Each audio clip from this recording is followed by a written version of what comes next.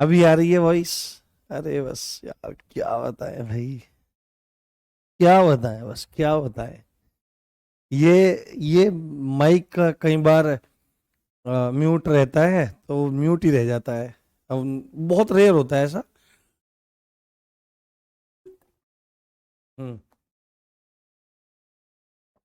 जी। अभी आ रही है, चलो बढ़िया है, तुम सब एक्टिवेट हो गए, इस बहाने से तुम्हारे मैसेज तो आए।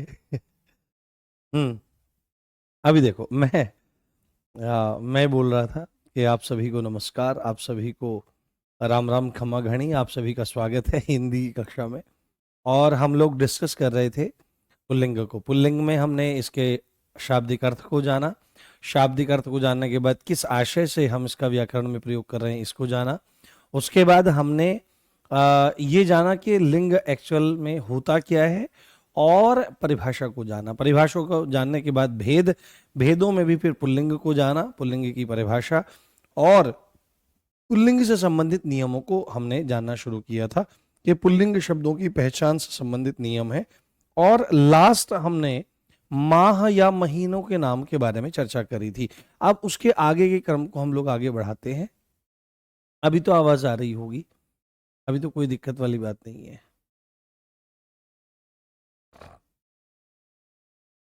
जी।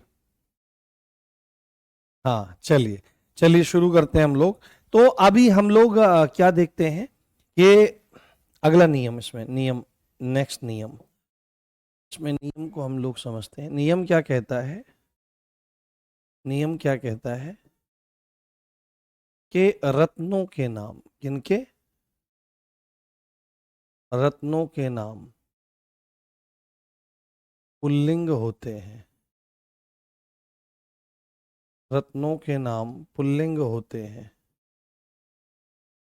रत्नों के नाम पुल्लिंग होते हैं। रत्नों के नाम क्या होते हैं?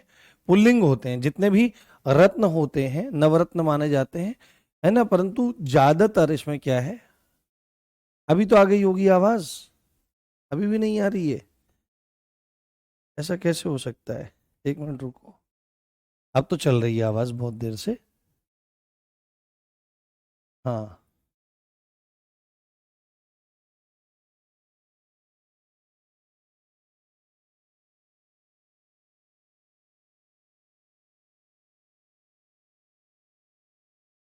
हाँ। हाँ, नहीं मैं खुश तो रहता हूँ। असल थोड़ा बॉडी साथ नहीं दे रही है ना अभी। तो बॉडी फिट हो जाएगी, फिर देखना मेरी खुशी। अभी थोड़ा सा बॉडी फिटनेस पे काम करेंगे, फिर आप चीजों को देखना। अब इसमें रत्नों के नाम हैं। तो रत्न कौन कौन से होते हैं? जैसे रत्नों के नाम पुल्लिंग होते हैं, जैसे उदाहरण के तौर पर, जैसे उदाहरण के तौर पर कि हीरा, है ना, पन्ना, मूंगा। हीरा, पन्ना, मूंगा, गोमेद। गोमेद होता है, ठीक है, बहुत अलग अलग होते हैं। तो रत्न होते हैं जिनको रत्न माना जाता है, जेम्स। जिनको क्या कहते हैं, रत्न को क्या कहते हैं अंग्रेजी भाषा में? जेम बोलते हैं, जेम, जो धारण किए जाते हैं। है ना। हीरा, पन्ना, मूंगा, गोमेद, माणिक। माणिक्य होता है, माणिक। माणिक्य कह देते हैं इसको, माणिक भी कह दिया जाता है, माणिक कह देते हैं, है ना। इसको माणिक कह देते हैं, मोती, मोती आदि।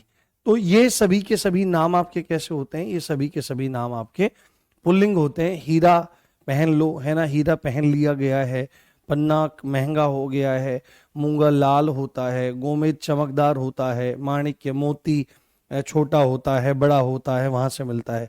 परंतु यहां पर भी क्या है कि ये सब नाम आपके पुल्लिंग होते हैं। यहां पर भी एक अपवाद है। यहां पर भी एक अपवाद है। क्या? एक शब्द होता है मणि। क्या होता है? मणि। मणि। तो मणि चमकती है ना कि चमकता है। तो मणि रत्न में होने के बाद भी कैसी है? मणि रत्न में होने के बाद भी स्त्रीलिंग है। स्त्रीलिंग है, जो कि एक अपवाद के तौर पर काम करती है। और जितने भी अपवाद हैं ये आपकी परीक्षा की दृष्टि से बहुत ज्यादा जरूरी है, क्योंकि सामान्य बात कोई नहीं पूछता, अपवादों को ही पूछा जाता है। हाँ। हाँ। सच में भाई मैं तो झूठा ही बन गया हूँ आपके लिए ना, शब्दावली वाली कक्षा को कह कह कर। हाँ हाँ, ये जो चेहरे पे ऐसे ये है ना, अब गले में जब बोलते हैं ना, बोलते हैं तो बोलने से क्या रहता है, बहुत जोर पड़ता है, और मैं बहुत ज्यादा एनर्जेटिक वे में पढ़ाता हूँ। हाँ अमित, अब यूपीएससी क्लास में एनर्जेटिक रहते हैं बहुत ज्यादा। नहीं, आज तो स्वास्थ्य कुछ अलग ही है। करेंगे इसको भी ठीक, चिंता मत करो। कुछ ना गले में प्रॉब्लम हो रही है। यहाँ पे क्या चल रहा है, जब पटाखे वटाखे ज्यादा चलते हैं ना, तो दिल्ली जैसा माहौल हो जाता है हमारे यहाँ भी। चलिए, तो यहाँ पर अपवाद है मणि, ध्यान रखना है। बाकी सभी के सभी नाम आपके क्या रहते हैं, बाकी सभी के सभी नाम आपके पुल्लिंग में आ जाते हैं, जितने भी रत्नों के नाम हैं। आगे चलते हैं, अगले नियम में देखने का प्रयास करते हैं। अगला नियम देखो आप, जितने भी आपके देशों के नाम हैं, जितने भी आपके देशों के नाम हैं, देशों के नाम या शहरों के नाम, शहरों के नाम हैं, देशों के नाम हैं या शहरों के नाम पुल्लिंग होते हैं। देशों के नाम, शहरों के नाम पुल्लिंग होते हैं। देशों के नाम, शहरों के नाम आपके पुल्लिंग होते हैं। देशों के नाम, शहरों के नाम आपके पुल्लिंग होते हैं। जैसे देशों के नाम अगर आप यहां पर लिखने लगो, यहां पर लिख लो आप, देशों के नाम, जैसे आप यहां पर लिखने लगो देशों के नाम, तो देश कौन कौन से मान सकते हो? जैसे भारत, भारत क्या चाहता है? भारत तरक्की चाहता है, भारत है। जैसे आपने लिखा यहाँ पर अमेरिका, जैसे आपने लिखा यहाँ पर रूस, जैसे आपने लिखा यहाँ पर चीन, जैसे आप यहाँ पर लिख लो केन्या, आदि आदि आदि। ठीक है, आदि। तो जितने भी देशों के नाम हैं वो सब क्या माने जाते हैं? वो सब पुल्लिंग माने जाते हैं, जितने भी देशों के नाम हैं। हाँ। हम्म। हाँ, श्रीलंका अपवाद है, ऐसा मैंने कहीं विशेष पढ़ा तो नहीं है। हाँ, ऐसा मैंने विशेष पढ़ा तो नहीं है कि भाई जो श्रीलंका है वो आपका अपवाद में आता है। श्रीलंका आ गई, लंका, लंका जो शब्द है ये तो हो सकता है, पर श्रीलंका तो देश के बारे में ही कहा जाता है। ठीक है, उसके बाद यहां पर अगर आप लेने लोगो, जैसे आपके शहरों के नाम, जैसे शहरों के नाम के बारे में हम लोग यहाँ पर चर्चा करें, तो शहरों के नाम आप लेने लगो, शहरों के नाम, शहरों के नाम हमेशा आपके पुल्लिंग होते हैं। जैसे आप इसमें बोलने लगो कि भाई दिल्ली आ गया है, ठीक है, दिल्ली आ गया। जैसे आप इसमें बोलने लगो अजमेर, अजमेर, अजमेर है आपका, बीकानेर है आपका, जयपुर है, आदि आदि नाम जो है, जयपुर है। जैसे आप और भी नाम लेने लगो, नागपुर है कि नागपुर तो बहुत बड़ा शहर है, बड़ा शहर है ना कि बड़ी शहर है, इत्यादि इत्यादि ढंग से आदि आदि चीजें आ जाएंगी। परंतु यहाँ पर शहरों के नाम में एक चीज याद रखनी है, शहरों के नाम में अपवाद हैं, शहरों के नाम में अपवाद है। क्या अपवाद है भाई शहरों के नाम में? तो शहरों के नाम में तीन आते हैं। एक तो आता है आपका अयोध्या, नगरों के नाम में अयोध्या। एक आ जाता है मथुरा, ठीक है, एक आ जाता है मथुरा, और एक आ जाता है आपका काशी, काशी। तो काशी बनारस को कहते हैं। तो ये अयोध्या, मथुरा, काशी, ये नगर नहीं माने जाते। क्या है? ये नगर नहीं माने जाते। नगर, शहर का मतलब क्या होता है? शहरों को ही नगर कहा जाता है, शहरों को ही नगरों कहा जाता है। शहर और नगर एक बात होती है। शहर उर्दू का नाम है, नगर हिंदी का नाम है। शहर उर्दू का नाम है, नगर हिंदी का नाम है। तो यहाँ पर ये जो हैं ये नगर नहीं माने जाते, इनको माना जाता है नगरी। क्या माना जाता है? नगरी इनको माना जाता है। शहरों को पुर भी कहा जाता है। शहरों को क्या कहते हैं? शहरों को पुर भी कह करके संबोधित किया जाता है। आपने देखा होगा बहुत सारे शहरों का नाम पुर होता है, हालांकि गांवों को भी पुर कह करके संबोधित कर दिया जाता है, परंतु मूलतः ये अलग अलग भी आपका रहता है। तो पुर, ये पुर नहीं है, ये पुरियां हैं। क्या है? ये पुरियां हैं। ये क्या है? ये पुरियां हैं। आपको ये चीज ध्यान रखना चाहिए। जैसे आपने एक चीज सुना होगा, कुछ एक पंक्ति आपने सुनी होगी कि एक भक्त है और वो भगवान कृष्ण का उपासक है। क्या है? एक भक्त है, वो भगवान कृष्ण का उपासक है। तो सीधे ही क्या बात आती है आपकी? सीधे ही वो भगवान कृष्ण को कहता है कि मेरा तुमसे मिलने का बड़ा मन करता है, परंतु वो कहता है कि भगवान कृष्ण कहते हैं कि तू आ जाओ भाई हमारे पास तुम आ जाओ, मिलो, बैठो, देखो। कहा, कैसे आऊं मैं? वो क्यों, क्या हुआ? तो आपने एक दूर बात सुनी होगी, दूर नगरी, बड़ी दूर नगरी, कैसे आऊं मैं कन्हाई तेरी गोकुल नगरी। नगरी ना कि नगर। तो ध्यान रखना चाहिए कि अयोध्या, मथुरा और काशी ये नगर नहीं है, ये नगरी है, या ये पुर नहीं है, ये पुरियां हैं। तो अमूमन देशों के नाम आपके पुल्लिंग होते हैं, शहरों के नाम पुल्लिंग होते हैं, परंतु यहाँ पर शहरों के नाम में जैसे अयोध्या है, मथुरा है और काशी है, ये आपकी पुरियां मानी जाती है। हाँ, ठीक है, ये आपकी पुरियां मानी जाती हैं। इसको आपको अच्छे से समझ लेना चाहिए। बहुत बढ़िया, शानदार, जबरदस्त, जिंदाबाद। ये नियम है हमारा। अब आगे चलते हैं अगले नियम की ओर। जितने भी वृक्षों के नाम हैं, नियम, अगला नियम क्या कहता है? अगला नियम क्या कहता है? वृक्षों के नाम, वृक्षों के नाम, वृक्षों के नाम, वृक्षों के नाम, वृक्षों के नाम पुल्लिंग होते हैं। वृक्षों के नाम पुल्लिंग होते हैं। वृक्षों के नाम पुल्लिंग होते हैं। जैसे उदाहरण के तौर पर आप देखना चाहो, उदाहरण के तौर पर जैसे आपने लिखा पीपल, जैसे आपने लिखा नीम, जैसे आपने लिखा सागौन, जैसे आपने लिखा बरगद, जैसे आप लिखना चाहो यहाँ पर पीपल, नीम, सागौन, बरगद, उसके बाद आप शीशम लिख दो यहाँ पर, है ना। उसके बाद आप यहाँ पर कटहल लिख दो, कटहल लिख दो। आप यहाँ पर संतरा लिख दो, संतरा खड़ा है। पेड़ को भी ऐसे ही कह देते हैं, फल को भी, आदि आदि।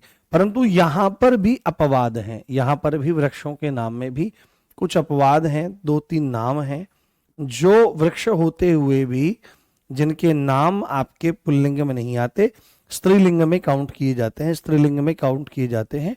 उसमें सबसे पहला कौन सा है? सबसे पहला आपका है इमली। क्या है? इमली। जो इमली का वृक्ष होता है, इसको आपका स्त्रीलिंग माना जाता है। उसके बाद दूसरे नंबर पर क्या है? आपका नाशपाती। नाशपाती, नाशपाती का जो वृक्ष होता है, इसका नाम जो है स्त्रीलिंग माना जाता है। और लीची, लीची जो है इसको भी आपका स्त्रीलिंग माना जाता है। ये तीनों अपवाद की श्रेणी में है। इनको आपको ध्यान रखना है कि वृक्षों के नाम होते हुए भी ये आपके स्त्रीलिंग है। ये क्या है?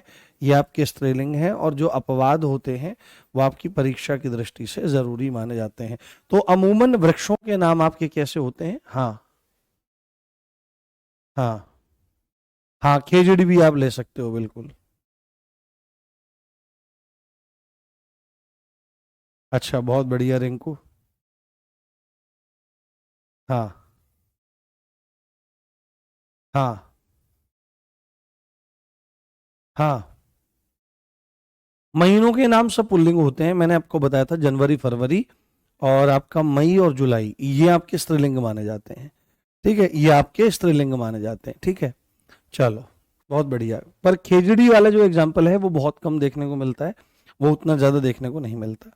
अगला, हमारा अगला बहुत इंपॉर्टेंट है आपका। लो भाई, इससे ज्यादा जरूरी कुछ नहीं है पूरे के पूरे उसमें नियम। क्या कहता है? वर्णमाला के सभी वर्ण, वर्णमाला के सभी वर्ण पुल्लिंग हैं। ये बहुत इंपॉर्टेंट है दोस्त, ये बहुत इंपॉर्टेंट है दोस्त। वर्णमाला के सभी वर्ण आपके पुल्लिंग हैं, वर्णमाला के। हाँ, तुलसी इत्यादि, हाँ तुलसी, हाँ तुलसी वृक्ष नहीं है, तुलसी वृक्ष नहीं है, तुलसी पौधा है। वृक्षों के नाम की चर्चा यहाँ पर हो रही है, तुलसी तो छोटा पौधा होता है। तो जितने भी वर्णमाला के वर्ण हैं सभी पुल्लिंग हैं, परंतु इसका अपवाद आपको जानना चाहिए। इस नियम का अपवाद ही सबसे ज्यादा जरूरी है, वो सबसे ज्यादा आपका पूछा जाता है अपवाद के। इसमें आपके वर्ण हैं कौन कौन सा? एक तो आपका ई है, उसके बाद आपकी ई है, और आपका री है। इन तीनों को आपका स्त्रीलिंग माना जाता है। इन तीनों को क्या माना जाता है? स्त्रीलिंग माना जाता है। इन तीनों को आपका स्त्रीलिंग माना जाता है, स्त्रीलिंग माना जाता है। ये काफी काफी जरूरी है, काफी इंपॉर्टेंट है कि वर्णमाला के सभी वर्ण आपके पुल्लिंग माने जाते हैं, परंतु तीन वर्णों को छोड़ करके। कौन कौन से? आपके तीन वर्णों को छोड़कर, ई और री को छोड़ करके। ठीक है, समझ में आई बात? चलिए, बहुत बढ़िया, समझ में आ रहा है ना? कोई दिक्कत तो नहीं है, कोई इशू तो नहीं है आपको? हम्म।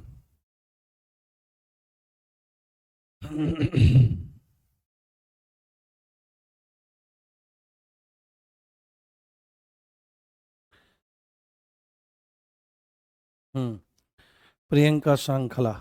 नहीं नहीं, ऐसा नहीं है। आज उसमें भी देखना, आज उसमें भी हालत खराब रहेगी। मस्त रहते हैं, देखो टॉपिक टॉपिक की बात रहती है। हाँ, टॉपिक टॉपिक की बात रहती है। खेजड़ी वाले का मैं एक बार और कंफर्म करके बताऊंगा, क्योंकि वो राजस्थान के लिए जरूरी हो सकता है, क्योंकि वो आप ही के यहीं पे मिलता है पेड़, और तो कहीं वो ज्यादातर देखने को मिलता नहीं है। ठीक है, चलो उसके बाद अगले नियम की ओर आगे बढ़ते हैं। अगला नियम क्या कहता है स्त्रीलिंग के संदर्भ में? अब यहां पर देखो, शरीर के अंग, नियम क्या कह रहा है? शरीर के अंगों के नाम,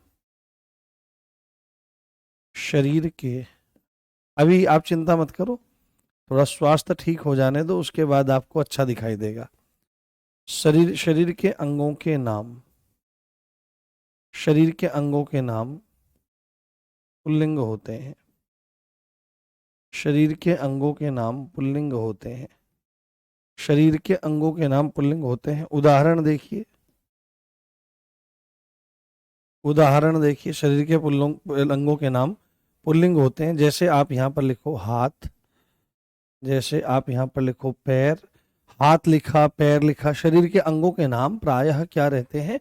पुल्लिंग रहते हैं।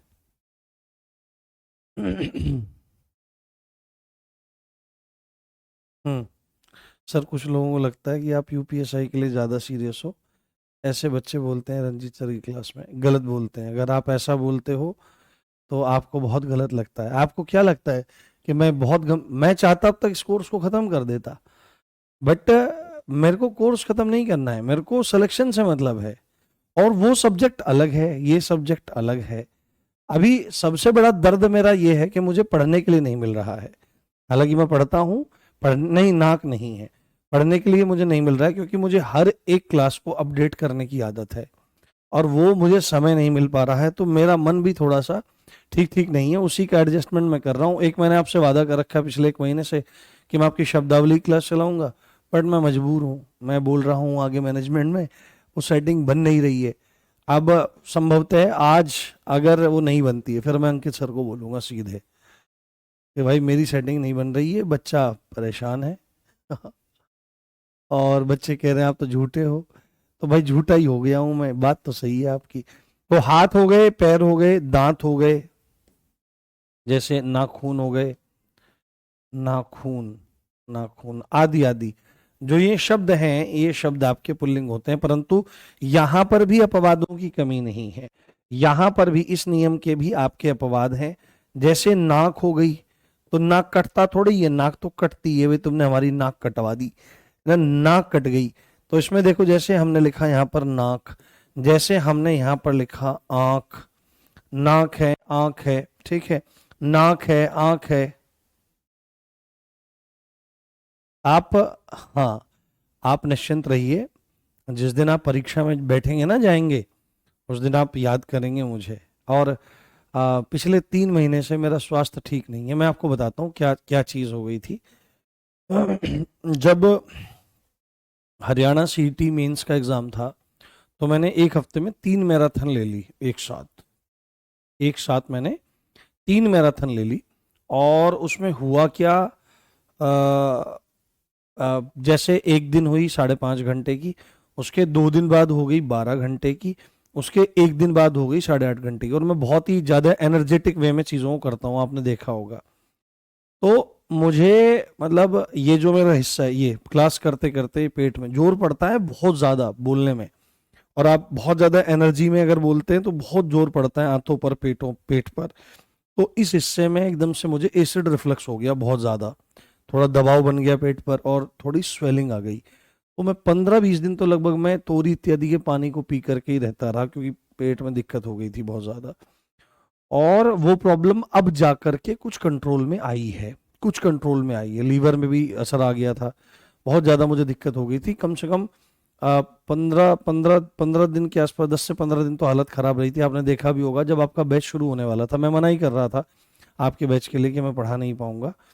तो फिर अंकित सर ने मुझे कहा कि अभी ममतेश सर आपके ये 3 प्रैक्टिस सेट हैं, करा देंगे, उसके बाद आप क्लास करवा लेना। मैंने कहा सर मैं देखूंगा, कोशिश करूंगा मैं, क्योंकि मैं अगर हाँ करता हूँ तो फिर मैं पूरे एफर्ट डालता हूँ। तो वो लगातार तब से दवाइयाँ चलती आ रही हैं अब, और अब जा करके उसमें कुछ आराम मुझे मिला है। और बहुत दिक्कत होती है जब स्वास्थ्य अनुकूल नहीं होता, तब अजीब सी स्थिति बन जाती है। हाँ, ठीक है। यहाँ पर तो आपका आंख हो गया, आपका नाक हो गया, उसके बाद आपका जैसे खाल हो गई, ठीक है, आदि आदि आदि आदि, आंख नाक खाल त्वचा आदि। तो ये सब आपके किस में माने जाएंगे? ये सब आपके स्त्रीलिंग में माने जाएंगे। ये क्या है? ये आपके स्त्रीलिंग में माने जाएंगे, ये आपके स्त्रीलिंग में माने जाएंगे। इस बात को आपको ध्यान रखना है। तो ये आपके उदाहरण हैं, इनको समझते चलिए।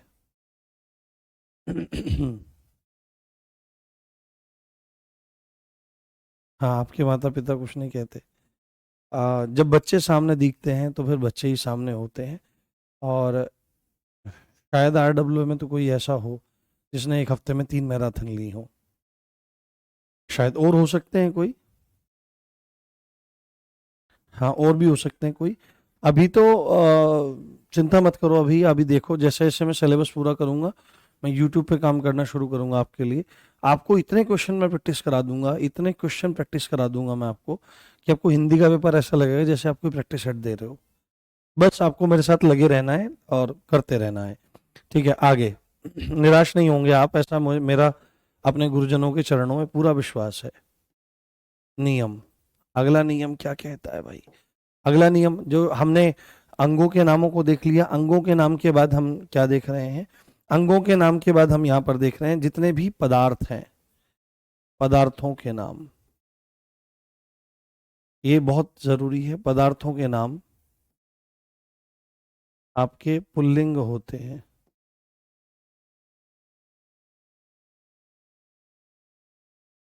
पदार्थों के नाम आपके पुल्लिंग होते हैं, पदार्थ। तो पदार्थ कहते किसको हैं? पदार्थ, या तो आप पदार्थ कहिए या आप द्रव्य कहिए। द्रव्य, द्रव्य और पदार्थ एक ही चीज होते हैं।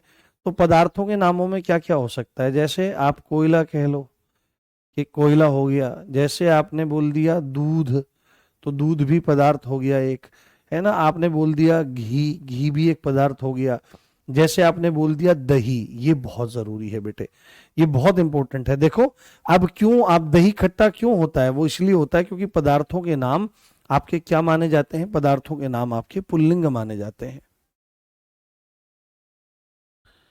हाँ, हाँ, पदार्थों का नाम आपके क्या माने जाते हैं? आपके पुल्लिंग में आते हैं। तो दूध, दही, घी, कोयला, है ना। आप नमक ले लो चाहे तो, यहाँ पर नमक ले लो। जैसे आप यहाँ पर बोल दो तेल, आदि आदि। तो तमाम तरह के जो ऐसे शब्द होते हैं वो सब आपके क्या माने जाते हैं? वो आपके पुल्लिंग माने जाते हैं। तो देखो, जैसे आप ध्यान रखना हमेशा, ये पेपर में सबसे ज्यादा आता है। इसका उदाहरण मैं देता हूँ।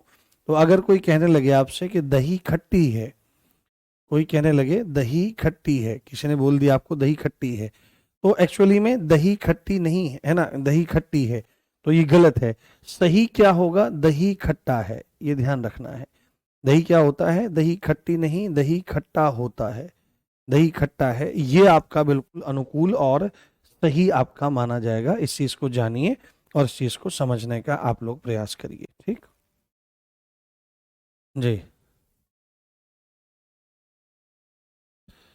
हाँ, आज वाला टॉपिक ही नहीं मिल रहा। देखो, आपने पूछा था कि कोई किताब है, तो मैंने पूछ करके बताया था, रंजीत सर से पूछा था, बाकी सर से पूछा था। ये राघव प्रकाश पुस्तक काफ़ी अच्छी है, मैंने देखा उसमें कुछ टॉपिक बहुत अच्छे दे रखे हैं। बट मैं जो कंटेंट पढ़ाता हूँ वो बहुत सारी पुस्तकों से पढ़ करके और उसमें से फिर अपने ढंग से कंटेंट बना करके मैं पढ़ाता हूँ। हाँ, अपने अपने हिसाब से चीज़ों को कर करके मैं पढ़ाने का काम करता हूँ, उसको मैं दिखाने का काम करता हूँ। तो ऐसा नहीं है कि राघव प्रकाश की सारी चीज़ें आपको यहाँ पर देखने के लिए मिलेंगी या वहाँ पर जो नहीं है वो यहाँ पर देखने के लिए नहीं मिलेगा, ऐसा नहीं है। अब यहाँ पर अपवाद देखो, यहाँ पर अपवाद भी हैं। क्या है? यहाँ पर आपके अपवाद भी हैं, यहाँ पर आपके अपवाद भी हैं। उन अपवादों में आपका चाय आ जाएगा। क्या आ जाएगा? चाय। चाय आपका स्त्रीलिंग होता है, छाछ कह लो आप, छाछ, है ना, जिसको आप लस्सी भी कह सकते हो, लस्सी। लस्सी, हालांकि लस्सी और छाछ दोनों अलग अलग चीज होते हैं, है ना। लस्सी कह देते हैं, लस्सी भी कह देते हैं। पर लस्सी में क्या करते हैं लोग? लस्सी में आपका कॉफी हो सकता है, जैसे, है ना, चाय हो गया, कॉफी, जैसे कॉफी शब्द हो गया, आदि आदि तमाम शब्द ऐसे हो सकते हैं जो पदार्थ होने पर भी आपके स्त्रीलिंग में हो जाएंगे। वो सब पुल्लिंग है, परंतु यहाँ पर अपवाद के तौर पर ये क्या है? ये आपके स्त्रीलिंग माने जाएंगे। क्या माने जाएंगे? स्त्रीलिंग आपके माने जाएंगे। ये बात आपको ध्यान रखनी है, ये बात आपको अच्छे से समझ लेनी है। हम्म। ठीक है, बहुत बढ़िया। ठीक है, क्लियर हुआ? समझ में आ रहा है पॉइंट? हाँ। हाँ, आप क्वेश्चन करके देखिए। हाँ, चीनी भी, बिल्कुल चीनी भी इसमें नोट करिए, बिल्कुल चीनी, चीनी भी नोट करिए, बिल्कुल। एक एक इसमें एक शब्द और ऐड करिए, चीनी। तो ये सब के सब शब्द आपके अपवाद हैं और अपवादों के अंतर्गत आते हैं। सामान्यतः ये ध्यान रखना है आपको, इसमें सबसे ज्यादा जिस पे ध्यान रखना है वो दही पे आपको गौर करनी है और दही को आपको समझ लेना है। शराब इत्यादि नहीं पूछी जाती पेपर में, और शराब का जिक्र क्या करना। हाँ, आप सरलता से वैसे भी शराब इत्यादि वाले को सॉल्व कर सकते हो। उसके बाद अब यहाँ पर अगला नियम क्या कहता है, ध्यान से देखिए। नियम क्या कहता है कि वे भाववाचक संज्ञाएं, वे भाववाचक संज्ञाएं, वे भाववाचक संज्ञाएं जिनके अंत में, जिनके अंत में, यहां पर ये बताएगा कुछ प्रत्ययों के बारे में कि कुछ भाववाचक संज्ञाएं ऐसी हैं जिनके अंत में प्रत्ययत्व लगा होता है। वो सब की सब ये पहचान के नियम बताए जा रहे हैं, जिससे आपको पहचानने में थोड़ी सी आसानी हो, जिससे आपको पहचानने में थोड़ी सी आसानी हो जाए, तो कोई दिक्कत आपको नहीं आएगी। जिनके अंत में आ या आव या पन या त्व, त्व, आ आव पन त्व, जैसे आपका बुढ़ापा, है ना, झुकाव, बढ़ाव, पन में बचपन, है ना, त्व में गुरुत्व, ममत्व, शिष्यत्व, इत्यादि इत्यादि चीजें जो आ जाएंगी आपकी। उसके बाद आपका क्या है? पा आ जाएगा, जैसे पा आ जाएगा, और ना, आपका ना। ठीक है, तो अगर अंत में आ आव पन त्व पा ना प्रत्यय हो, प्रत्यय हो, प्रत्यय हो, तो वे शब्द पुल्लिंग होते हैं। वो शब्द आपके क्या होते हैं? पुल्लिंग होते हैं। वो शब्द आपके पुल्लिंग होते हैं। वो शब्द आपके पुल्लिंग होते हैं। जैसे उदाहरण के तौर पर इसके उदाहरण आप लोग देखने का प्रयास करिए। इसके उदाहरण आप लोग समझने का प्रयास कर सकते हैं।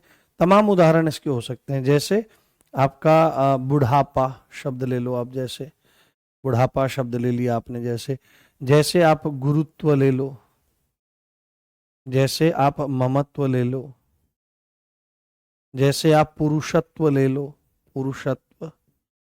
जैसे आप शब्द ले लो आव में, झुकाव ले लो, है ना, झुकाव, गिराव ले लो।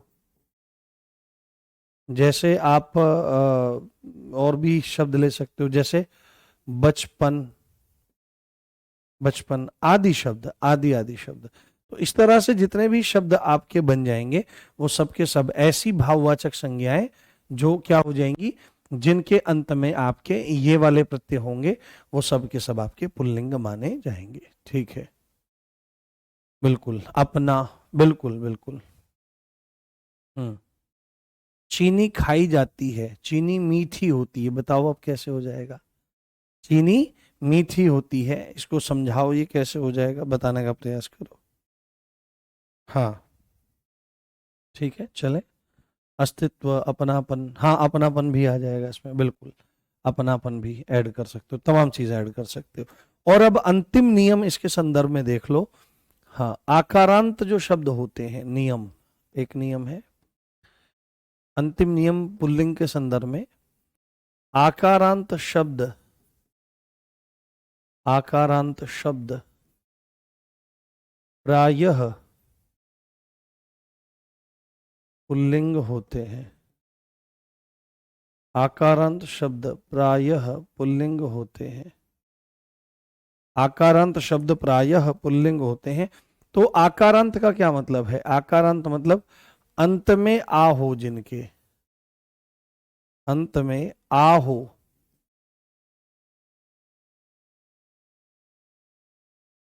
जिनके, अंत में आ हो जिनके, अंत में आ हो जिनके, ऐसे शब्द आकारांत शब्द होते हैं। और वो आपके कैसे होते हैं? हाँ, हाँ, आइसक्रीम अंग्रेजी का शब्द है बेटे, उसका हिंदी में कोई लॉजिक ही नहीं है। जैसे उदाहरण देखो आप, जैसे उदाहरण देखने का आप लोग प्रयास करो, उदाहरण से आपको चीजें समझ में आ जाएंगी। जैसे हमने लिखा छाता, आ है ना। जैसे हमने लिखा लोटा, जैसे हमने लिखा पोता। तो आप देखो सब में छाता, लोटा, पोता, है ना, आदि आदि शब्द हैं। तो ये सब क्या हो जाएंगे आपके? जैसे हमने लिखा यहाँ पर घड़ा, जैसे हमने लिखा यहाँ पर घोड़ा, जैसे हम और भी शब्द लिख सकते हैं, छाता, लोटा, पोटा, है ना, पोता, घड़ा, घोड़ा, चीता, चीता, आदि शब्द। तो आप सबके अंत में देखो, सबके अंत में क्या लगा हुआ है? सबके अंत में आ की मात्रा है कि नहीं है? सब में अंत में आ छुपा हुआ है, सबके अंत में आपका आ लगा हुआ है। तो सबके अंत में यहाँ पर आ लगा हुआ है, इस आधार पर ये सब के सब आपके क्या कहलाएंगे? पुल्लिंग कहलाएंगे। ऐसा नियम बोलने की कोशिश करता है, ऐसा नियम बताने का प्रयास करता है। हाँ, हाँ, माता अपवाद के तौर पर हो जाएगा, बिल्कुल। जैसे माता शब्द है, ये भी लिख लो, ऐसे तो बन सकते हैं बहुत सारे। पर यहां पर देखो क्या शब्द लिखा गया है, यहां पर प्रायः शब्द लिखा गया है। प्रायः साधारणता, यानी कि सभी को नहीं लिखा गया है, प्रायः लिखा गया है, इसलिए यहां पर अपवाद लिखने की जरूरत नहीं है। क्योंकि यहां पर ये प्रायः, अगर यहां पर लिखा जाता कि आकारांत शब्द पुल्लिंग होते हैं और फिर हम अपवाद ना लिखते, तब बात अलग थी यहां पर। ठीक है, तब यहां पर बात आपकी अलग थी। परंतु प्रायः लिखने का मतलब ही होता है कि सभी नहीं, ज्यादातर।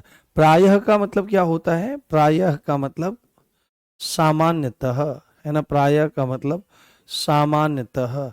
इसी को आप और आसान ढंग से लिखना चाहते हो तो अमूमन, मतलब कि मैक्सिमम नहीं ना। और इसी को और सरल ढंग से आप लिखना चाहते हो तो ज्यादातर, है ना, इसी को, ये सब सेंस है इसकी, ज्यादातर। तो प्राय का मतलब, तो प्राय में प्राय का अर्थ जो है, प्रायः का जो अर्थ है वो आपका सभी नहीं है, ज्यादातर की सेंस में है। प्राय में सब, इसका मतलब क्या है? सभी नहीं, सभी नहीं, ज्यादातर। इसका अर्थ ही क्या निकलता है? सभी नहीं, ज्यादातर। ये सेंस आपकी यहां पर निकलती है, इसको आपको जानना और समझना चाहिए। बताइए, तो पुल्लिंग संबंधी जितने भी नियम हैं ये सब आपकी समझ में आ गए? एक बार मुझे बता दीजिए। हम्म, पुल्लिंग संबंधी सब नियम आपको समझ में आ गए? हाँ, हिमगिरी नहीं होगा, आइसक्रीम को तो, आइसक्रीम को तो बर्फ कह देंगे। हाँ, आइसक्रीम तो आइसक्रीम ही होता है। हम्म। हम्म। गीता, गीता में स्त्रीलिंग है, प्रायः लिखा है ना बेटे। हाँ, एक बार थम्स अप करके बताओ कि यहां तक की स्थिति स्पष्ट है।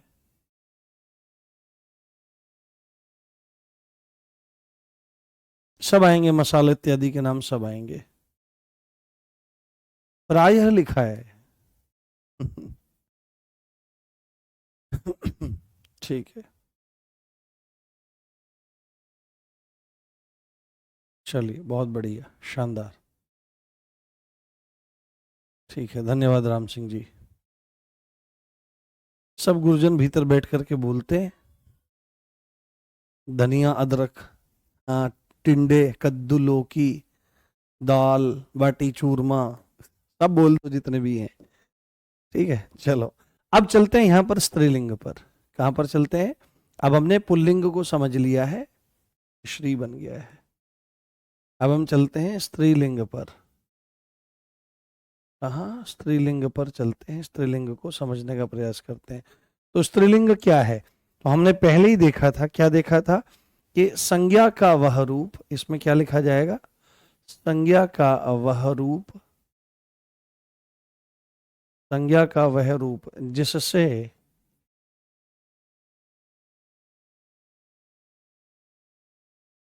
किसी व्यक्ति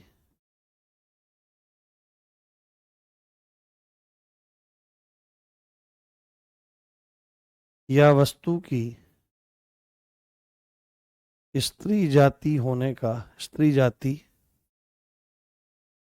होने का बोध होता है, स्त्री जाति होने का बोध होता है।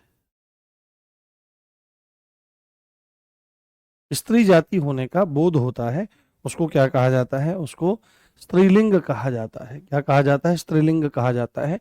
जैसे आप उदाहरण के तौर पर देखना चाहो तो हमने जैसे लिखा शब्द लड़की, जैसे हमने शब्द लिखा घड़ी, जैसे हमने शब्द लिखा आपका कड़ाही, कड़ाही, जैसे आप भी शब्द बताया करो, कुछ कुछ शब्द आपको बताना चाहिए।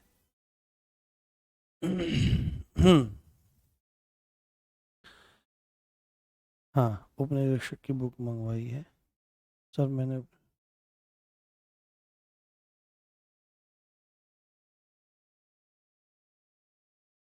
पता नहीं सुनील जी, आपने कौन सी पुस्तक मंगवाई है? हाँ, टीनू चौधरी जी।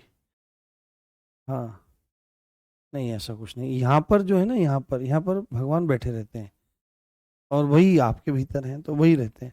गोमेद क्या होता है? गोमेद भी एक हीरे की तरह का रत्न होता है। तो कढ़ाई हो गया। उसके बाद एक देखो, एक शब्द हो सकता है पुस्तक, एक शब्द हो सकता है, जैसे हमने वहां पर लिखा था घोड़ा, तो हम यहाँ पर लिख सकते हैं घोड़ी। तो ये सब के सब शब्द आपके क्या हैं? ये सब के सब शब्द आपके स्त्रीलिंग शब्द होते हैं। और स्त्रीलिंग मूल क्या है? कि संज्ञा का वह रूप जिससे किसी व्यक्ति या वस्तु की स्त्री जाति होने का पता चलता है, बोध होता है, उसको क्या कहते हैं? उसको हम आपका स्त्रीलिंग कहते हैं। हाँ, ईकारांत पुल्लिंग क्या होता है? ऐसा पुल्लिंग शब्द जिसके अंत में ई आ रहा हो, ईकारांत, है ना, बड़ी ई की मात्रा जिसके उसमें आ रहा हो। ठीक है, बहुत बढ़िया। अब हमने यहां तक जाना है। अब हम एक काम करते हैं, अब जैसे हमने पुल्लिंग संबंधी नियमों को जाना है, या पुल्लिंग शब्दों की पहचान संबंधी नियमों को हम लोगों ने जानने का प्रयास किया, ऐसे ही हम लोग क्या काम करेंगे, ऐसे ही, ठीक ऐसे ही हम लोग स्त्रीलिंग शब्दों की पहचान संबंधी कुछ नियमों को जानने का प्रयास करते हैं। हाँ, स्त्रीलिंग शब्दों की पहचान संबंधी नियम, पहचान संबंधी महत्वपूर्ण नियम,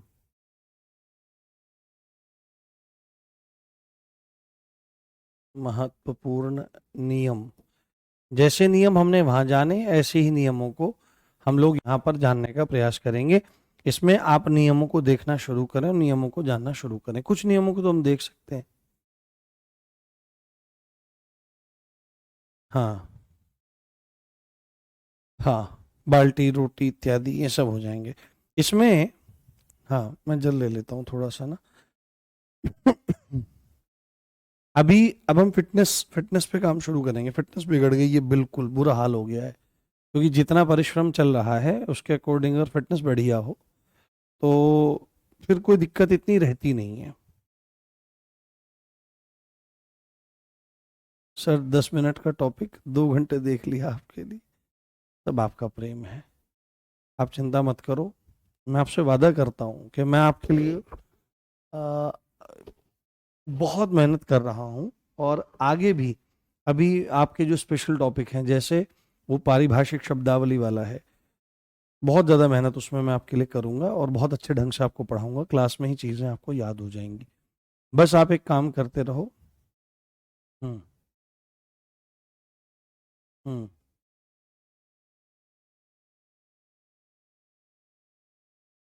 हम्म।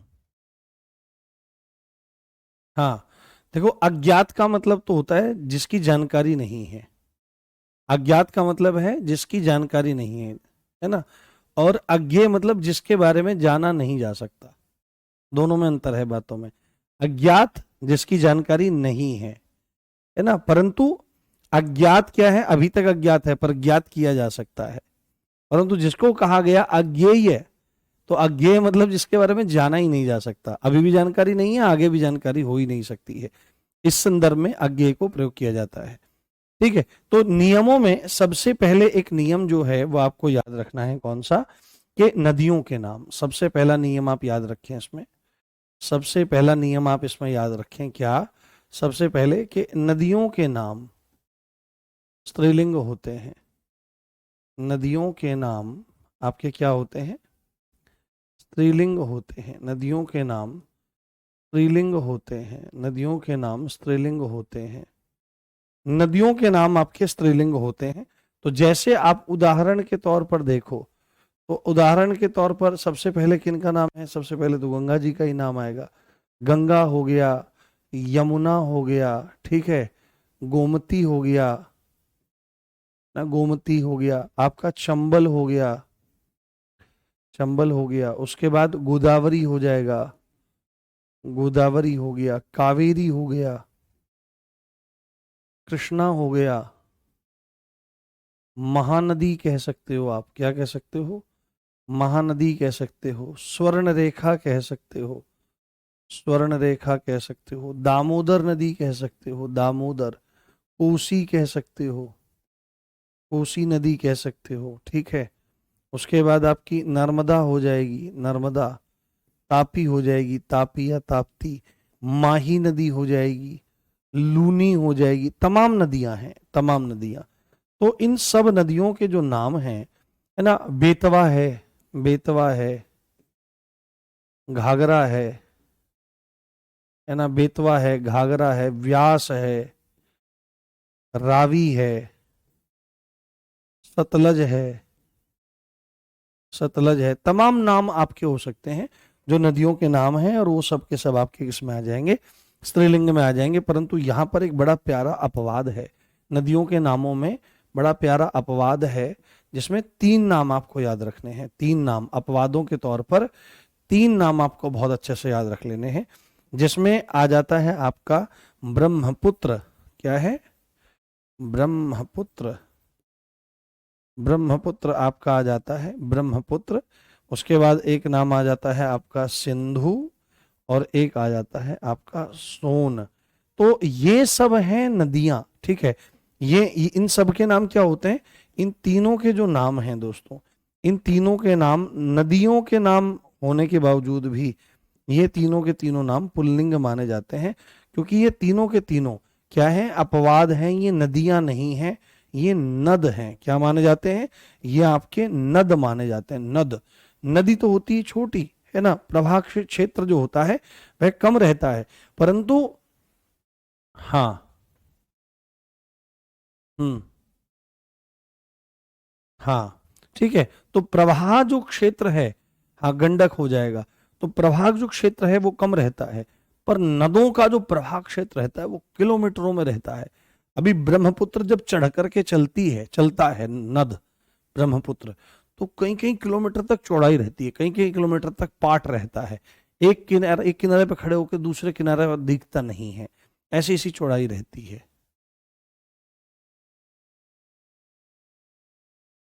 हाँ, सिंधु नदी है, सिंधु नदी आएगी नहीं ऐसे पूछेगा ही नहीं, अगर कुछ पूछ रहा है तो बेवकूफी वाली बात कर रहा है।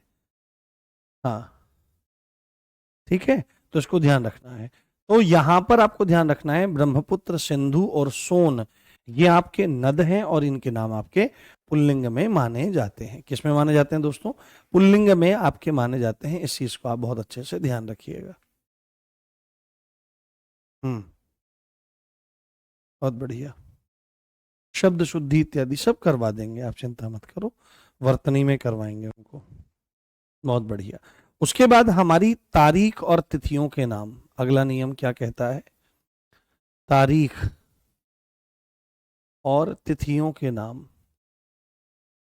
तारीख और तिथियों के नाम, तारीख और तिथियों के नाम स्त्रीलिंग होते हैं। क्या होते हैं? तारीख और तिथियों के नाम स्त्रीलिंग होते हैं। तारीख और तिथियों के नाम आपके स्त्रीलिंग होते हैं, आपके स्त्रीलिंग होते हैं। अब देखो, तारीखें, तारीखें तो मतलब आपकी कैलेंडर की हो जाएंगी, आपकी अंग्रेजी कैलेंडर की तारीखें हो सकती हैं ना। अंग्रेजी कैलेंडर, अंग्रेजी कैलेंडर की तारीखें कौन कौन सी हो सकती हैं? जैसे कोई बोलने लगे कि भाई आज कौन सी तारीख है, तो भाई आज पहली तारीख है। ठीक है, आज कौन सी है भाई? आज 7वीं तारीख है, इस महीने की 7वीं तारीख है भाई। आज 10वीं तारीख है ना। आज 15वीं तारीख है, आदि आदि हो सकती है। और तिथियों का संबंध किससे होता है? तिथियों का संबंध होता है आपकी हिंदी कैलेंडर से। किससे? हिंदी कैलेंडर से, हिंदी कैलेंडर से होता है। तो जैसे आपने देखा होगा कि भाई आज कौन सी तिथि है, ये बोला जाता है आज कौन सी तिथि है। तो जैसे जो आपकी पहली तिथि होती है इसको प्रतिपदा कहते हैं। क्या कहते हैं? प्रतिपदा, प्रतिपदा। इसी को पड़वा कहते हैं। क्या कहते हैं? पड़वा, कि भाई पड़वा है ना, पड़वा है। जैसे अभी आपने एक त्योहार मनाया है दोज का, किसका? आपने दूज का त्योहार मनाया है, तो दूज कहिए या दौज कहिए, ये द्वितीया कही जाती है। क्या कही जाती है?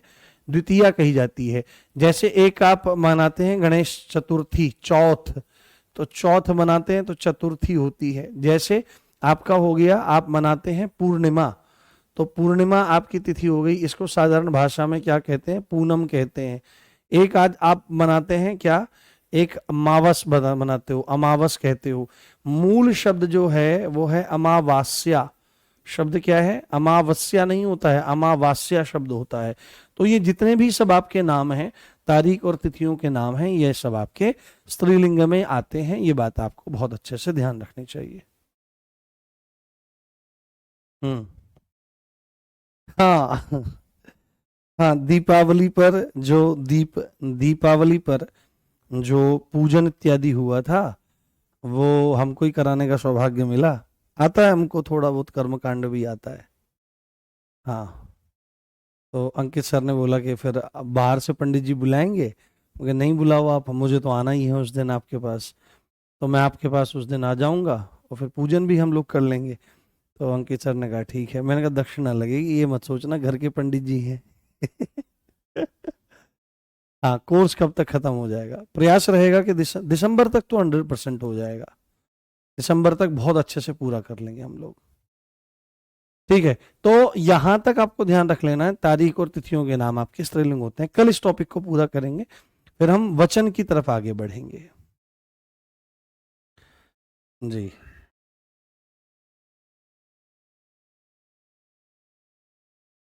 हम्म। हाँ, कृष्णा जो शब्द है वो स्त्रीलिंग ही होता है। अंकित सर कहाँ से हैं? अंकित सर ग्रेटर नोएडा के पास ही एक गांव पड़ता है, स्तौली, वहां से है। हम्म। एकम पड़वा पूर्णिमा 11 अमावस्या, बिल्कुल ठीक है। तो आशा कर रहा हूँ आपको क्लास समझ में आई होगी और अच्छे से आप लोग पढ़ते रहिए। हाँ, इसमें अपवाद कुछ नहीं है। तिथियों के नाम जो होते हैं, जरूरी नहीं है हर चीज में अपवाद हो, जरूरी नहीं है कि हर किसी की कमियां ही देखी जाए, अच्छाइयां ही अच्छाइयां देखनी चाहिए अगर जीवन को अच्छा बनाना है। नहीं, मैं शादी में पंडिताई नहीं करता हूँ भाई, वो तो वो तो घर की बात है, तो आपके, तो मैं गया था तो मैं ऐसे मतलब मतलब ये मेरा प्रोफेशन नहीं है, ये तो मेरा शौक है, ठीक है।